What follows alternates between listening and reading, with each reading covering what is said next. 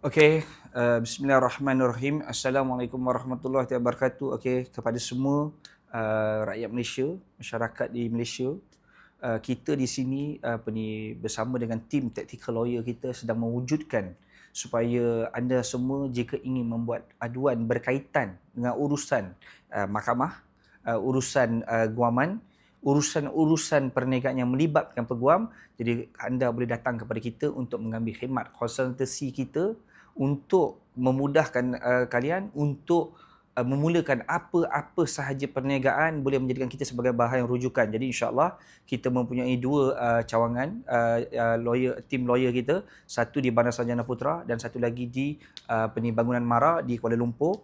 Jadi korang boleh datang dan boleh tekan, boleh klik kat nombor telefon bawah ni untuk lakukan appointment sebelum anda nak terjebak dengan mana-mana perniagaan ataupun mana-mana urusan yang melibatkan perjanjian, yang melibatkan urusan-urusan dokumentasi, melibatkan urusan company X atau apa sahaja melibatkan perjanjian. Walimah kau nak beli kereta ke, kau nak beli rumah ke, kau nak beli apa sahaja, boleh rujuk dengan kita. Kita ada pasukan tim peguam yang insya-Allah akan memberi khidmat yang terbaik. Jadi korang boleh daftar dan boleh call dekat nombor kat bawah ni untuk kita bersama-sama supaya sebelum anda kerugian lebih besar, lebih bagus anda menggunakan khidmat konsultasi kita. Jadi insya-Allah guys, call nombor kat bawah.